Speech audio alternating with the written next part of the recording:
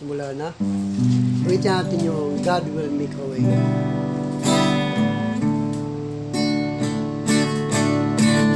God will make a way where there seems to be no way. We walk in ways we cannot see. He will make a way for me.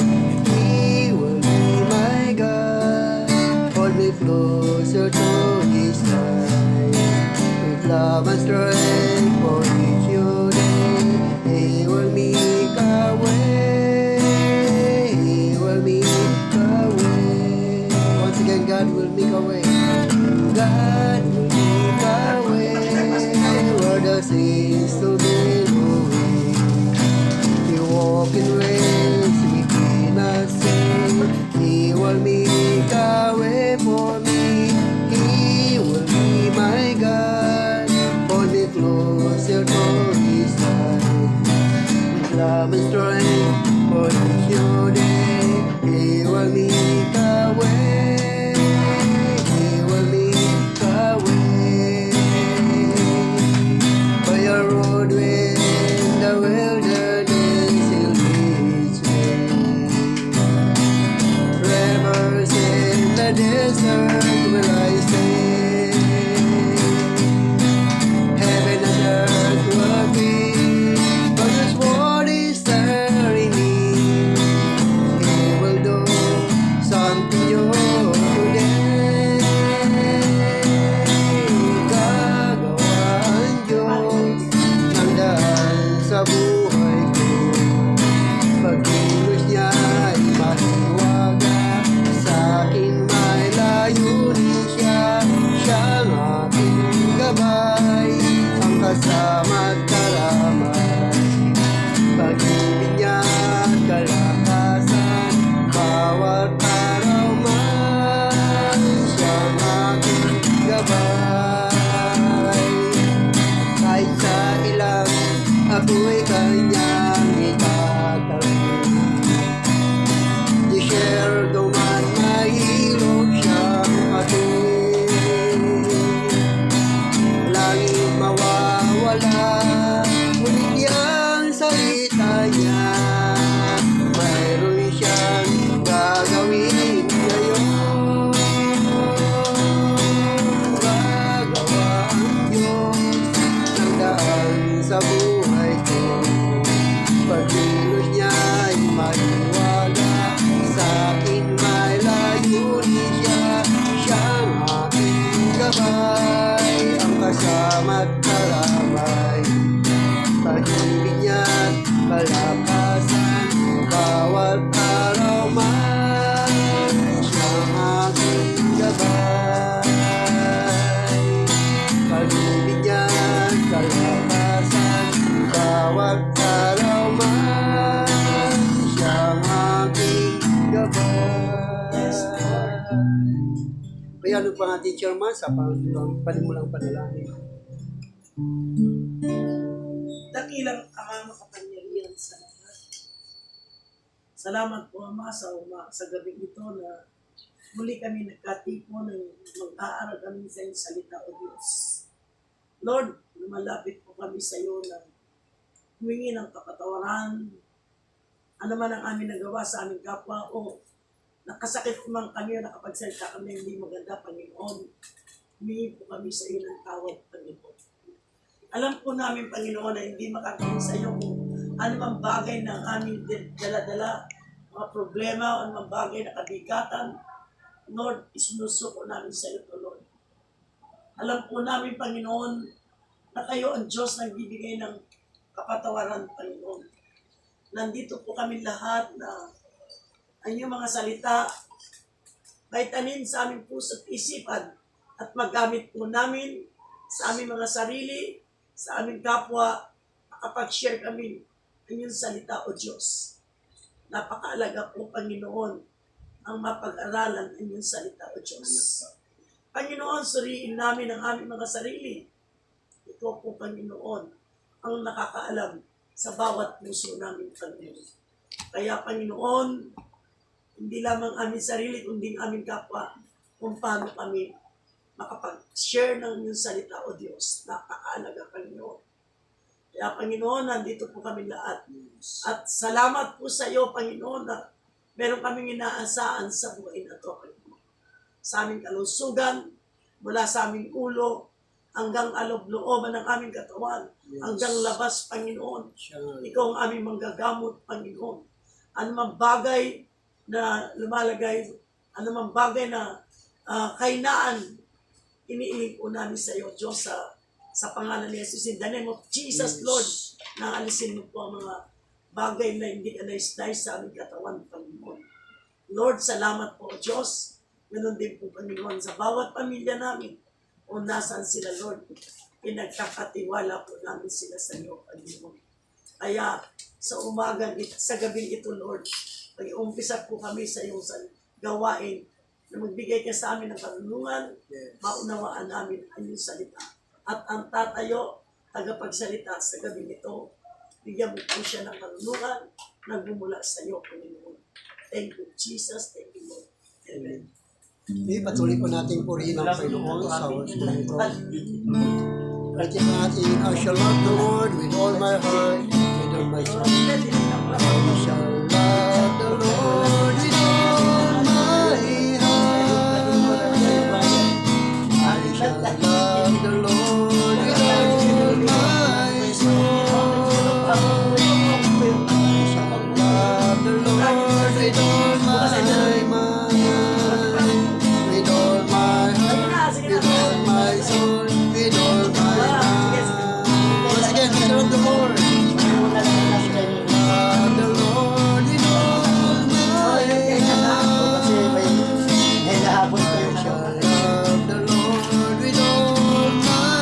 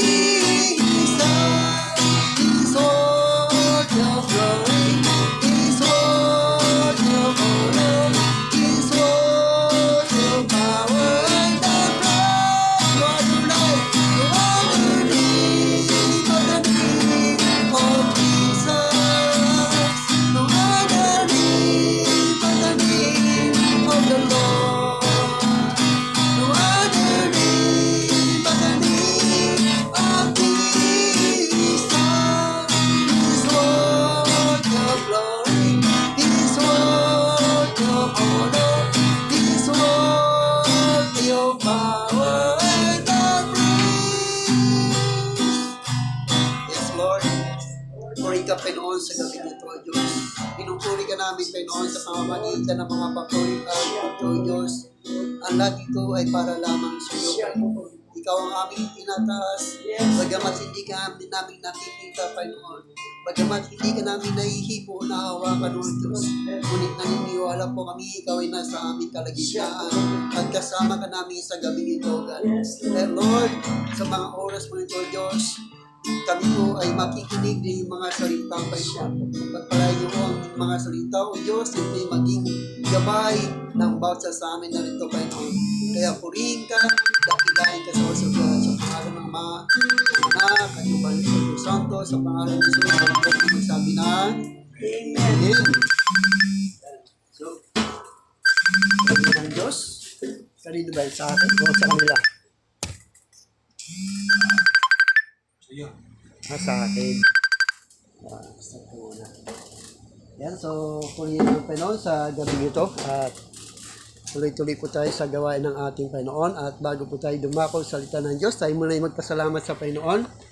Handa ba tayo magpasalamat? Chairman po, pasalamat po sa Panginoon. Walang hanggan ang pasasalamat ko sa Lord. Buti-buti niya talaga. Amen. Ang ating paglilingkod sa Lord hindi sayang. Tumubo pa ako eh. Tubong-tubo pa ako sa ginawa ng Diyos sa buhay ko. Kasi kung hindi naman sinabi ng anak ko nakapalit, pero alam ko na galing sa kanya yun eh. Biyaya niya yun eh. Na niloob niya na makita ko lahat ang ginawa niya.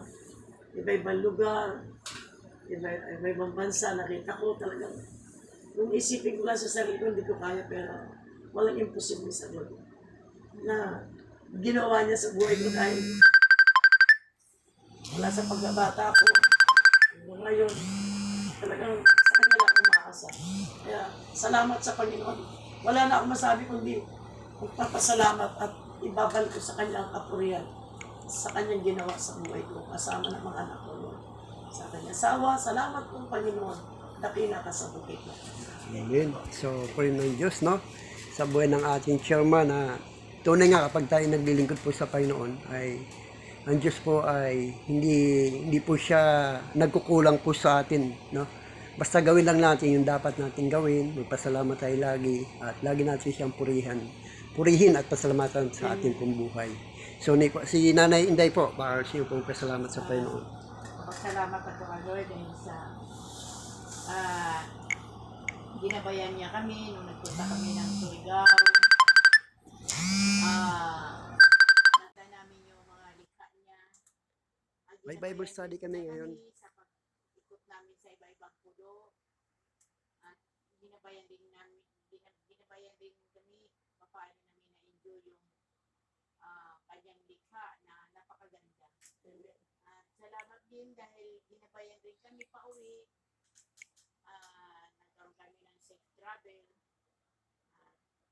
Salamat din sa mga taong welcome sa amin doon dahil sa kanyang pag-ibig sa bawat isa na buhi po siguro ang puso nila na welcome kami ng ganun ka kanya. Trinato kami bilang pamilya. Masasalamat din kami dahil nakatagpo kami ng mga tao na mababa ang kanilang kalooban na magturi sa amin kahit hindi kami kapamilya. Salamat din Lord dahil nakauwi kami ng safe at ito kami ngayon.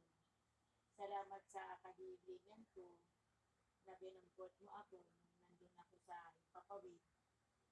At salamat din dun sa anak ni Chairman na sugo mo, na lingkod mo din, na binigyan kami ng chance na ikudin namin ang walang isla.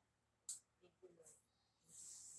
Amen, no? So, puri ng Panginoon, talagang sa buhay talaga natin ay hindi talaga natin maisip yung ginagawa ng Diyos sa buhay po natin na meron tayo siyang ginagawa na kamangha-mangha, no? Amen. Na hindi natin kayang ipaliwanag. Kaya kapag tayo naglilingkod sa Panginoon, talagang maraming blessing na dumating. At ko rin nagpapasalamat din sa Panginoon dahil nung Lunes nung Linggo, nagbaptisan kami sa aquatic, no? Nung Linggo, alas 4, alas 2 hanggang alas 4. So, tagumpay naman po, yung mga nabautismo po natin ay talagang ah, patuloy na kumikilos ang Panginoon sa buhay po nila. Yan. At ngayon ay kung wala na po, ay handa na ba tayo makinig ng salita ng Diyos? Amen? So, meron pa po tayong natitira. Siguro ako na lang siguro baka hindi handa pa si Raymond. Mga next, So, ngayon, ating pong pag-aaralan ay yung bakit kailangan natin magpatuloy sa paglilingkod natin sa Diyos. No? Bakit kailangan natin magpapatuloy sa paglilingkod natin sa Panginoon. Yan ang ating pong pag-aralan. No? So, ang paglilingkod natin sa Panginoon, kung ito po ay, ang paglilingkod natin sa Panginoon dapat wala po itong pag-alinlangan na tayo po ay nagpapatuloy sa Diyos, hindi po tayo nag-alinlangan na kung saan ay kumbaga sa alam natin na ang Diyos ay kumikilos sa buhay po natin. So, sabi po doon sa aklat na Matthew chapter 4 verse 18 to 20, ganito ang sinasabi ng Biblia. Minsan naglalakad si Jesus sa tabi ng lawa sa Galilea. Nakita niya na naghahagis ng lambat sa lawa ang dalawang mangingisda at Simon na tinawag ding Pedro at ang kapatid niyang si Andres. Sinabi ni Jesus sa kanila, sumunod kayo sa akin at gagawin ko kayong mga mangingisda ng mga tao. Noon din iniwan nila ang kanilang mga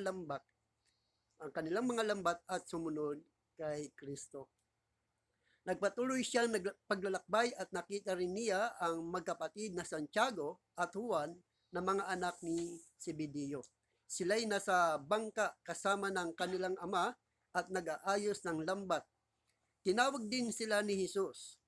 Agad nilang iniwan ang bangka at ang kanilang ama at sumunod kay Kristo. So dito ay makita natin na kapag tayo po ay naglilingkod sa Panginoon ay dapat hindi po tayo nag-alinlangan.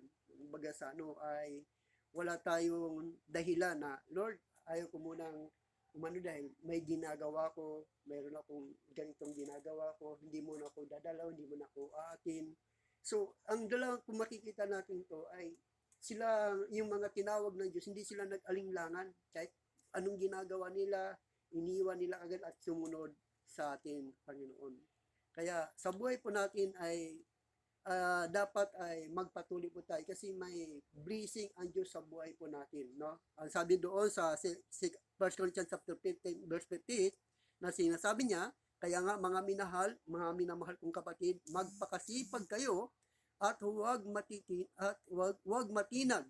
Maging masipag kayo sa paglilingkod sa Panginoon dahil alam ninyong di masasayang ang inyong paghihirap para sa Kanya. So, hindi raw masasayang kapag tayo ay, patuloy tayong dumadalo sa gawain ng Panginoon. Kaya hindi ako nagalindangan na pumunta sa gawain, may umatin man o wala, 2 o 3. Dahil alam ko, ay meron akong gantimpala na matatanggap mula sa Panginoon.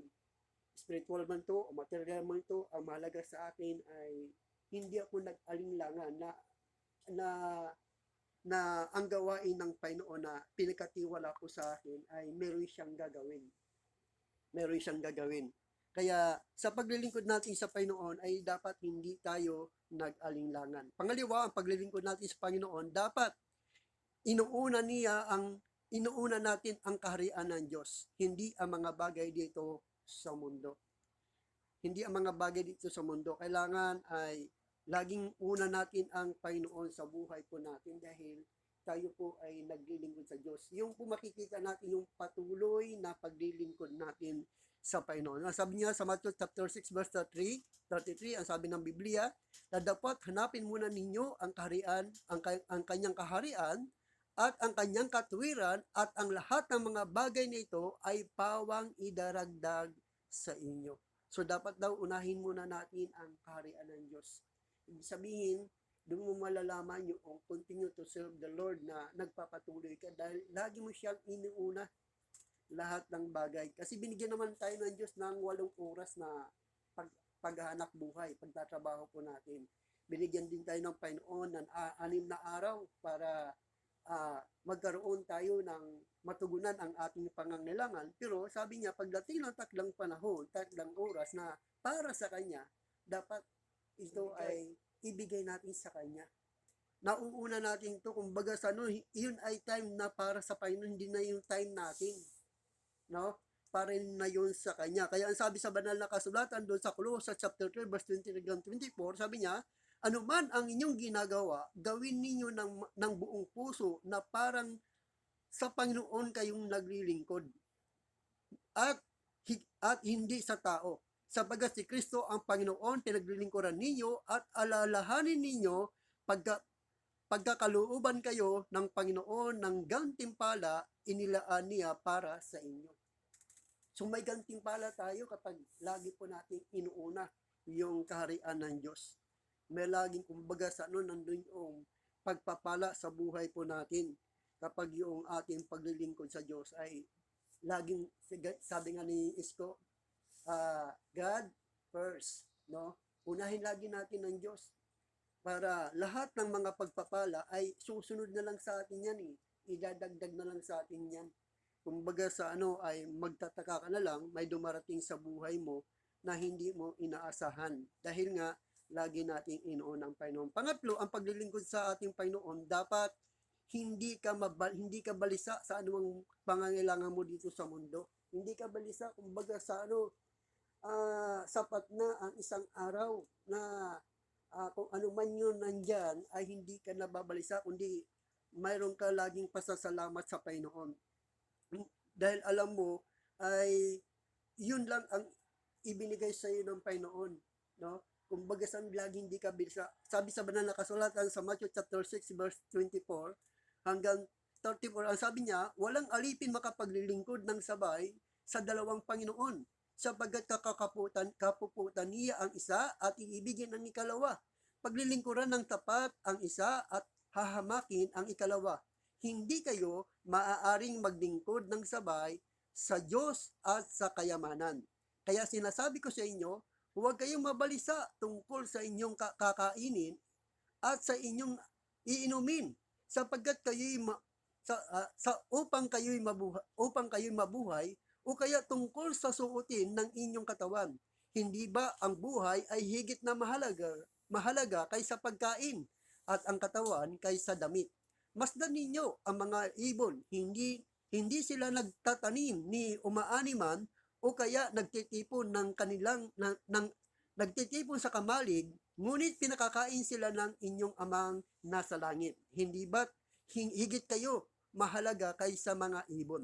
Sino sa inyo ang makapagpapahaba ng kanyang buhay ng kahit 1 oras sa pamamagitan ng kanyang pagkabalisa? At bakit kayo nababalisa tungkol sa pananamit? Isipin ninyo kung paano tumutubo ang mga bulaklak sa parang, hindi sila nagtatrabaho ni gumagawa ng damit. Ngunit sinasabi ko sa inyo, kahit si Solomon na napakayaman ay hindi nakapagdamit ng singganda ng isa sa mga bulaklak na ito. Kung dinaratnan ng Diyos ang damo sa parang na buhay ngayon at kinabukasan ay iginagatong sa kalan, kayo pa kaya kay liit ng inyong pananampalataya sa Kanya. Kaya huwag kayong mag-alinglangan, baka kayo'y kapusin sa pagkain o inumin o damit. Hindi ba't ang mga hintil ang nababahala tungkol sa mga bagay na iyon?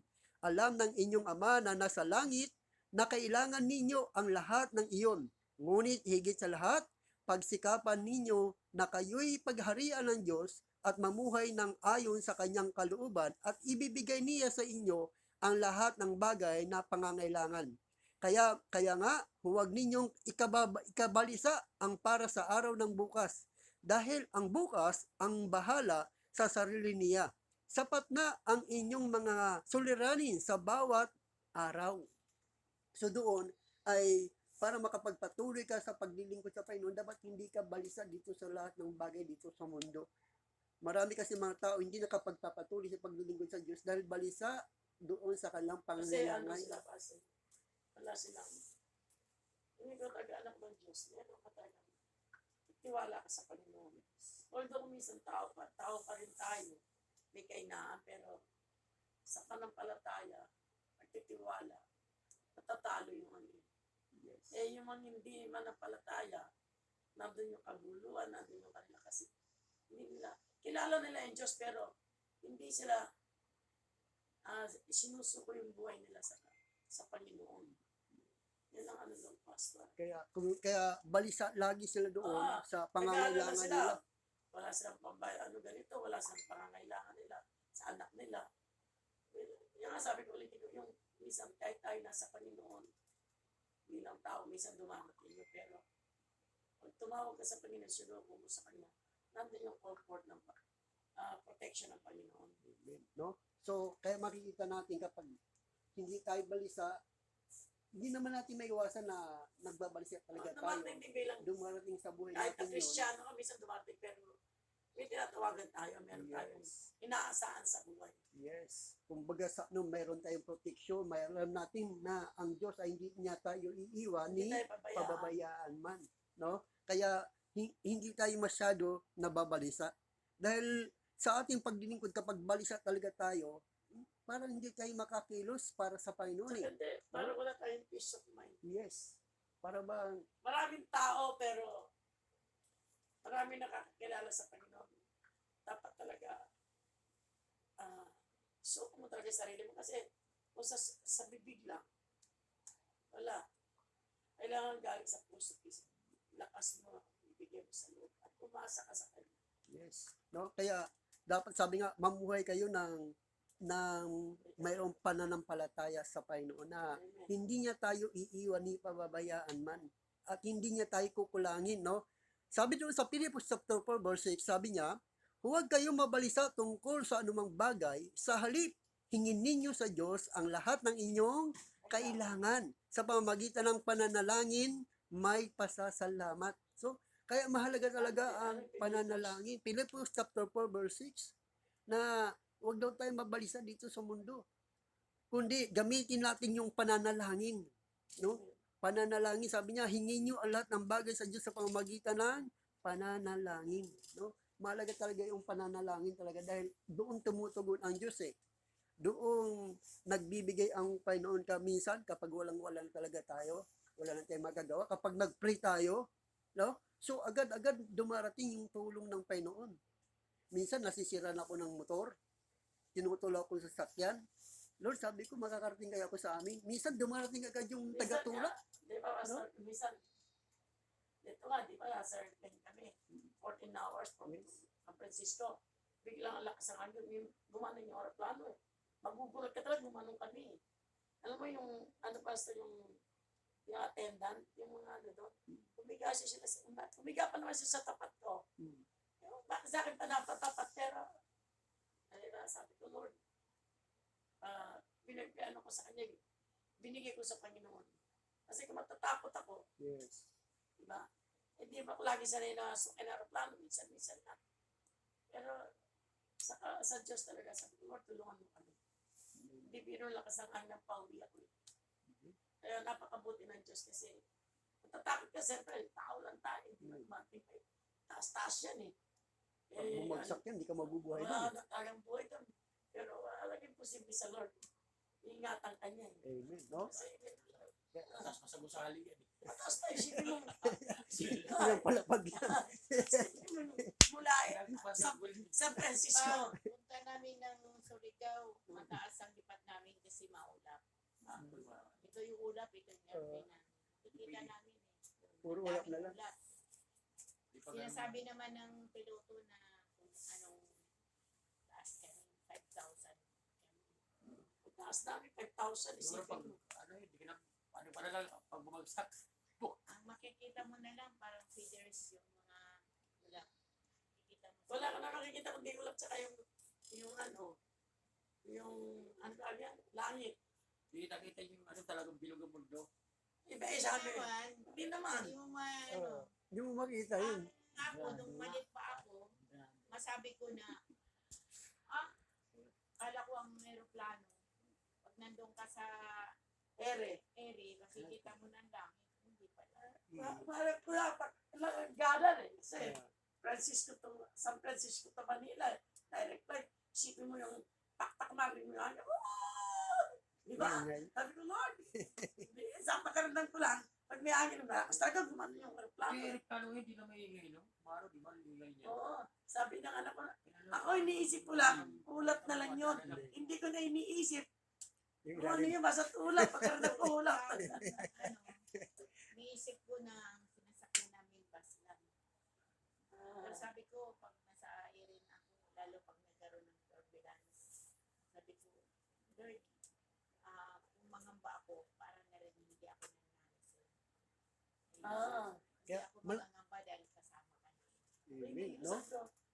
Panginoon tagang, meron akong ano eh, radio eh. Tagang magpupuri ako sa kami. Madam kasi na kahit kasi. Naka-headset ako talaga, nagpupuri ako para. Tapos sabi ko, Lord, asin mo yung mga adlang sa pangalan ni Jesus. Kasi sa isip-isip ko, sa 100, 200, may kami doon. 300, ilang kami Kristiyano Pero doon. pas yung sinakyan namin pa uwi. Hindi, no? Laki. Kaya malaking bagay yung pananalangin talaga. Yung unahan, yung mga Nakakaalis ng problema yun. Napakabuti talaga ng Diyos. Ang pananalangin ay nakakalis ng problema sa buhay ng tao. Dahil doon dumidinig ang Diyos eh. Doon siya nagre-response. Sa Washington, sakay ako ng papuntang shuttle. Sa plano yan ha. Mula sa Washington, shuttle. Shuttle sa San Diego. Ang shuttle, ang tawag sa atin, aeroplano yun. Shuttle Hindi, ang tawag. lugar. Oh. Di ba, Washington ako. Galing ako ng Washington. Bababa ako ng shuttle.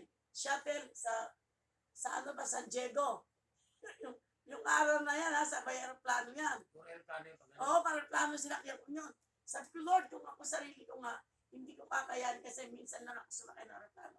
Pero, Iba-ibang bansa na yun, eh, no? oo, dati hindi ako makatulog yung sakay ako ng aeroplano ngayon bukas. Hindi na ako tulog. Sabi ko, Panginoon, hindi ako nang bala kasi ninoob ko itong makaalis ako eh.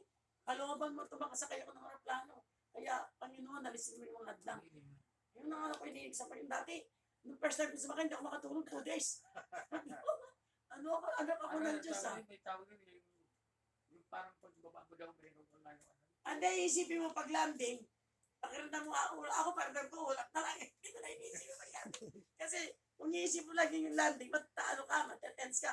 Pero iniisip ko, sabi ko sa pangalan ni Jesus, hindi na mag-Jesus, alam ko na parang ulap na lang to, gumagano talaga lakas. Amen. Di ba tayo? Yan. So, yun kaya nakita natin yung ang prayer talaga ang pinakadabis sa buhay po natin. Tinatanong mo lang. Pinakadabis. Kaya lumalakas ang ating loob, no?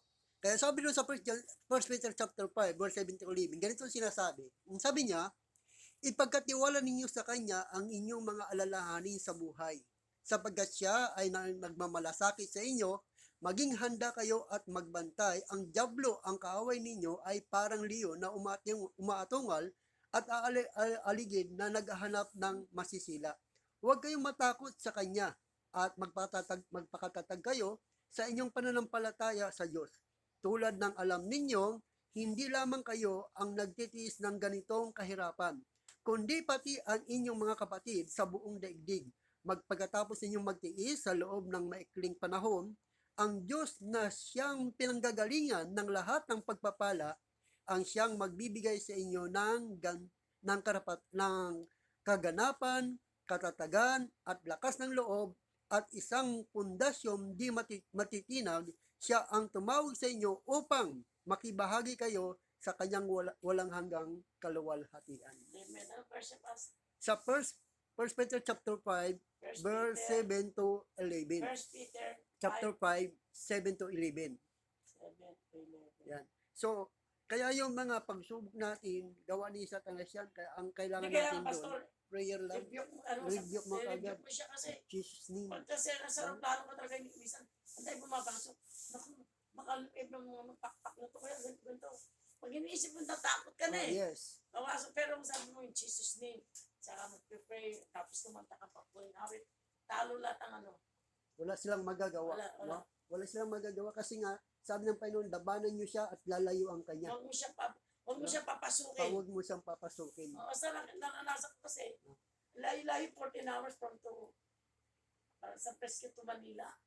Ang laki-laki ng aeroplano, 300 yata kami nakasakay doon. Malaki yun, malaki pa pala sa bus. Laki! Malaki pa pala sa bus yan, no? Airbus. Airbus. Malaki. Natin papunta dito. Yung 300 kaya nilipad, no? Ano doon, oo.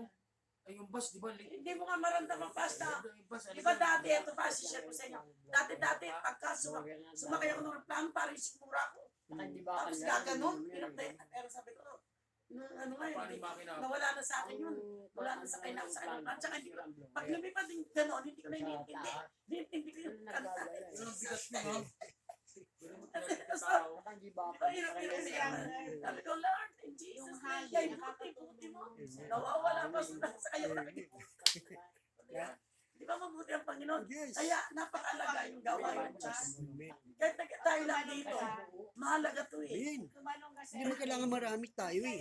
Ang mahalaga, sabi nga ni Jesus, 2 man o 3. Nagkakatik mo sa aking pangalan. Ako ay nasa kanilang kalagitnaan. No? Pero pagbaba mo pang malaki. Kaya malaking bagay. ka ng San Gravity, bigyan mo isa. Kasi ang bigaan ng gravity pag kumanyo ng aeroplano. Paano yung pagbababa? Parang, ano, Hindi, gaganon muna siya, maramdaman mo. Bigla siya, hindi ba ganyan tayo? Gaganyan siya. Unti-unti siya. Mas gaganon yun. Gano'n na hindi naman. malakas yung ano, yung hila. Oo, maramdaman mo kaya lang. Mo na eh. Kung talagang wala ka. Ano mas nakakatakot? Yung paglipad o yung pagbaba? No, sa pagbaba. Ay, yung pagbaba talaga. Maramdaman mo yun ang pagbaba na. Ako hindi na ako takot kasi dati takot ako pag gano'n eh. Sabi ng mga piloto, ang pinakamahirap sa kanila yung pagbaba. Pagbaba, ano? Ang paglipad okay lang, no? Okay lang, isang ganun lang. Akit dito. Pero Gaganon to. sa pa... Kala mo nakatiwal ka na, no? Sigura ako sa sulod. Pero napakabuti ng Diyos, nalis niya sa akin yun. Kasi Sa tayo gravity, pag no? ganun ko, wala na. Malakas yung sipit. Tapos yung pababa, inisip ko, ulat na lang gumaganon. Kasi pag pinapasok ko si Satan, itatakot ako eh. Takot ka. Ibig sabihin yun na mag-trigger sa'yo para huwag ka nang gumawa umuli. No, hindi mo na Ah. gagawin yun. Saka isipin mo, dati pag paalis ako ng aeroplano, ako nakakatuloy, iniisip ko bukas pag-alis namin. Pero may hindi na Ayun na yun. lang. At least na lang. Oo, tulog Kumbaga na ako. sanay Wala na. susunod, Che. Wala na, baliwala na. Wala na, sasakay na ako ng aeroplano. Sama ko si Anday. Ano Ha? mo, 5 feet, ano? Ilang 5,000 feet. 5,000 feet. Yung iba nga, yung mayaman daw sa akin, mas gusto daw nila sumakay sa airplane sa barko. Ako mas gusto ko. na transportasyon ng... Mas gusto ko sa airplane. Ang bilis daw kasi. Kasi So, yan, no? So, puri ng Diyos. Wala na tayong oras. Wala na tayong Napakabuti time. ng Diyos. Mas ano na. Yeah. So, puri ng Panginoon. Kanya pong mga salita na ating napakinggan ay nagbibigay po sa atin ng lakas. No? Kagalakan, kapayapaan sa ating pong mga puso. At ngayon ay tayo po'y malimawi. At siguro pang huling panalangin si Pastor Paul. Tayo po'y mawi sa oras nito. Ay buti-buti mo, Panginoon, sa lahat ng oras, sa bawat araw, ika'y laging tapat tumangaan. Ang iyong bawa'y magpasawalang hanggan. Pinupuri, sinasamba kita. Dakilang Diyos at Panginoon. Tunay nga ika'y walang katulad. Tunay nga ika'y di nagbabago. Kay buti ng Diyos sa akin ay nagmamahal. Pinupuri, sinasamba kita. Dakilang Diyos at Panginoon. Tunay nga ika'y walang katulad. Tunay nga ika'y di nagbabago. Kay buti ng Diyos sa akin ay nagmamahal. Kay buti ng Diyos na sa akin ay nagmamahal. Kay buti ng Diyos na sa akin ay nagmamahal. Si Pastor po sa pangwakas ng panalangin. Oo, Amang Diyos, maraming po salamat sa gabi ito. Pagpalain po ang mga umatin. Si Aganday, Yes. gabayan po ang kanyang buhay. Yes. Siya po kami. Blessing. Lagi pong ibigay sa kanyang buhay. Siya po Si kami. Chairman, Salamat. makakakita sa kanya ay mabibless Yes. sa kanyang Amen. mga pato. Si Pastor Alan, ingatan mo po sa kanyang mga Bible study at gabayan sa kanyang mga biyahe. Yes. Si Pastor Ramon, at lagi po siyang gabayan sa kanyang pag-iikot, pagbabible sa bawat bahay na pupuntahan niya.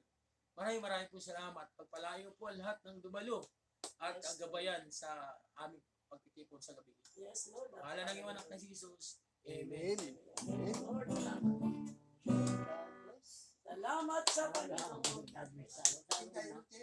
Dalawang bahay yan. Isang ano, Ang kayo na tayo. Che, pabalik ka, Che. Sige, pa. Kasi may ano daw yung anong tawag dito? Hindi ka nagpa-plot. Hirami daw ni Che, ni Kagawad yung Oh, kailan ang alis mo? bukas.